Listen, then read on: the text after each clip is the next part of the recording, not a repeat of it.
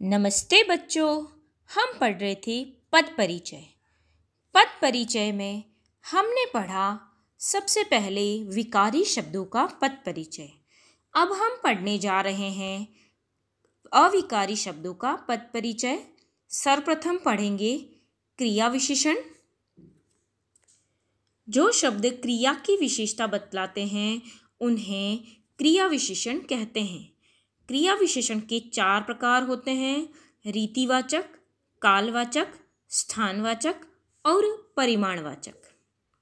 रीतिवाचक क्रिया विशेषण हम पढ़ेंगे।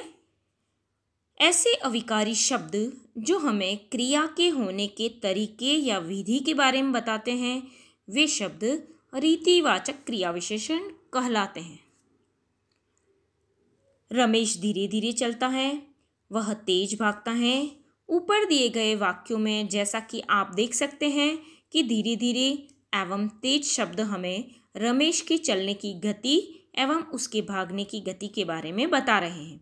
अतः ये शब्द रीतिवाचक क्रिया विशेषण के अंतर्गत आएंगे। आगे पढ़ेंगे परिमाणवाचक क्रिया विशेषण। ऐसे अविकारी शब्द जो हमें क्रिया के परिमाण या उसकी मात्रा संख्या के बारे में बताते हैं वे शब्द परिमाणवाचक क्रिया विशेषण कहलाते हैं। जैसे तुम्हें अधिक खाना चाहिए। आप दिए गए उदाहरण में देख सकते हैं अधिक शब्द से हमें खाना खाने की क्रिया की मात्रा के बारे में बता रहा है। अतः यह परिमाणवाचक क्रिया विशेषण कहलाता है। अब हम पढ़ेंगे स्थानवाचक क्रिया विशेषण। स्थानवाचक क्रिया विशेषण जिस क्रिया विशेषण शब्द द्वारा क्रिया के होने के स्थान का बोध हो वह स्थानवाचक क्रिया विशेषण कहलाता है। जैसे भीतर, बाहर, अंदर, यहाँ, वहाँ, किधर, उधर, इधर, कहाँ, जहाँ, पास, दूर, अन्यत्र, इस ओर, उस ओर, दाएं बाएं, ऊपर, नीचे आदि। अब हम पढ़ेंगे कालवाचक क्रिया विशेषण। वे क्रिया विशेषण शब्द जो हमें क्रिया के होने वाले समय का बोध कराते हैं वह शब्द कालवाचक क्रिया विशेषण कहलाते हैं। यानी जब क्रिया होती है उस समय का बोध कराने वाले शब्दों को कालवाचक क्रिया विशेषण कहते हैं। जैसे आज बरसात होगी। इस वाक्य में हमें बरसात क्रिया के होने के समय का बोध करा रहा है और कालवाची शब्द है यहाँ पर आज। आज है क्रिया विशेषण। क्रिया विशेषण का पद परिचय किस प्रकार करेंगे? क्रिया विशेषण का पद परिचय करते समय क्रिया विशेषण का प्रकार और उस क्रिया पद का उल्लेख करना होता है जिस क्रिया पद की विशेषता प्रकट करने के लिए क्रिया विशेषण का प्रयोग हुआ है। जैसे उदाहरण के लिए लड़के उछलते हुए खेल रहे हैं। क्रिया है खेल रहे हैं और उछलते हुए इसकी क्रिया विशेषण है। अब आप देख रहे हैं कि इस क्रिया विशेषण को किस प्रकार हम लोग पद परिचय में लिखेंगे। देखिए, उछलते हुए का पद परिचय लिखना है। उछलते हुए क्रिया विशेषण है और यह कौन सा क्रिया विशेषण है? तो क्रिया से हम प्रश्न पूछेंगे कैसे कैसे खेल रहे हैं? तो उछलते हुए, अर्थात यह जो शब्द दे रखा है उछलते हुए वह रीतिवाचक क्रिया विशेषण है। और क्या उल्लेख करना है? तो क्रिया का उल्लेख करना जिसकी विशेषता बताई जाती है। तो खेलते हैं को हम लोगों ने इकहरा उद्धरण चिन्ह में बंद कर दिया, क्रिया की विशेषता बतलाता है। बस ये 2 चीज़ें आपको क्रिया विशेषण के पद परिचय में लिखनी है। कुछ उदाहरणों द्वारा समझेंगे। भारतीय क्रिकेट टीम अच्छा खेल रही है। यहाँ पर आप देख रहे हैं अच्छा शब्द दे रखा है और अच्छा की आपको विशेष पद परिचय बताना है। अब हम देख रहे हैं कि खेल रही है क्रिया है और क्रिया से प्रश्न पूछेंगे कैसे खेल रही है? तो उत्तर आता है अच्छा खेल रही है। तो रीतिवाचक क्रिया विशेषण होगा। और क्या हम लोगों को बताना होगा? तो खेल रही है क्रिया की विशेषता, ये हमें उस क्रिया का उल्लेख करना पड़ेगा जिसकी विशेषता बताई जा रही है। तो ये 2 चीज़ें हमें लिखनी है। वह भीतर गया। यहाँ पर देखें क्रिया है आपकी गया और भीतर शब्द दे रखा है। भीतर का पद परिचय लिखना है। तो हमें जब स्थान प्राप्त करना होता है तो हमें कहाँ से प्रश्न पूछना है? क्रिया से। हमने प्रश्न पूछा कहाँ गया? तो उत्तर आया भीतर गया। अतः यह स्थानवाचक क्रिया विशेषण है। और क्रिया है गया और गया क्रिया की विशेषता। इस तरीके से हमें क्रिया का उल्लेख करना है। वे कल आ सकते हैं, कल आ सकते हैं, यहाँ पे क्रिया है आ सकते हैं, और आ सकते हैं कब आ सकते हैं, कल आ सकते हैं। तो कालवाचक क्रिया विशेषण होगा आ सकते हैं क्रिया की विशेषता। हम वहाँ गए परंतु कोई नहीं मिला। यहाँ पर आप देखेंगे वहाँ और नहीं का पद परिचय लिखना है।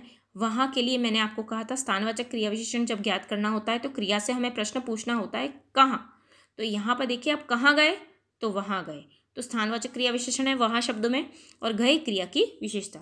वैसे ही नहीं, नहीं के रीतिवाचक क्रिया विशेषण है बच्चों, ये निषेधात्मक है, और मिला क्रिया की विशेषता है, ये विशेष ध्यान रखना है। आज मैं बहुत दौड़ा, दौड़ा यहाँ पे देख रहे हैं आप, दो शब्दों का पद परिचय लिखना है, एक तो आज और दूसरा बहुत।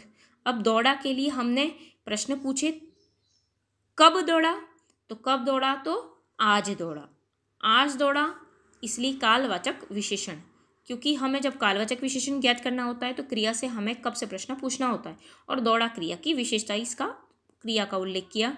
अब बहुत, यहाँ पे बहुत का करना है तो हमें कितना, कितनी, कितने, इन शब्दों से क्रिया से प्रश्न पूछना है।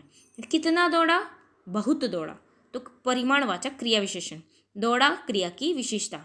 बच्चों हम लोगों ने चारों क्रिया विशेषण के चारों चारों भेदों का उल्लेख किया।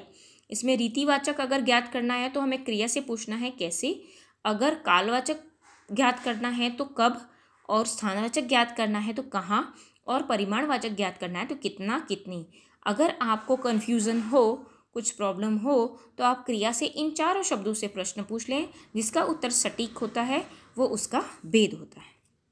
हमने थोड़ा खाया, अब आप यहाँ पूछेंगे कितना खाया, थोड़ा खाया, तो परिमाणवाचक क्रिया विशेषण और खाया क्रिया की विशेषता। ये महत्वपूर्ण बिंदु वही है जो मैंने आपको आगे समझाए। क्रिया के साथ कैसे लगाकर प्रश्न किए जाने पर जो उत्तर प्राप्त होता है वह रीतिवाचक क्रिया विशेषण होता है। क्रिया के साथ कहाँ लगाकर प्रश्न किए जाने पर जो उत्तर प्राप्त होता है वह स्थानवाचक विशेषण होता है। क्रिया के साथ कब लगाकर प्रश्न करने पर जो उत्तर प्राप्त होता है वह कालवाचक क्रिया विशेषण होता है। और क्रिया के साथ कितना, कितनी, कितने आदि लगाकर प्रश्न करने पर जो उत्तर प्राप्त होता है वह परिमाणवाचक क्रिया विशेषण कहलाता है। अब हम ज्ञात करेंगे विशेषण और क्रिया विशेषण में अंतर, इन उदाहरणों के द्वारा समझेंगे। फूल सुंदर है, यहाँ पे आप देख रहे हैं फूल के लिए सुंदर शब्द आया, यानी संज्ञा के लिए सुंदर यानी विशेषण शब्द आया। जब संज्ञा और सर्वनाम की विशेषता बताते हैं तो वो शब्द विशेषण कहलाते हैं, इसलिए यहाँ पर ये जो सुंदर शब्द है वह विशेषण है। लेकिन हम देखेंगे फूल सुंदर दिखता है, यहाँ पे फूल के लिए सुंदर नहीं आया है, यहाँ पे क्रिया यानी दिखता है के लिए सुंदर आया है। एक ही शब्द दो जगह आया है, एक तो फूल के लिए आया है जो संज्ञा और सर्वनाम की, तो वो विशेषण होगा, लेकिन यहाँ पर सुंदर शब्द क्रिया विशेषण होगा क्योंकि यहाँ दिखता है के लिए आया है। इस तरीके से आप समझ गए होंगे कि कब विशेषण है और कब क्रिया विशेषण। शब्द एक ही है लेकिन उसके पद अलग अलग हैं।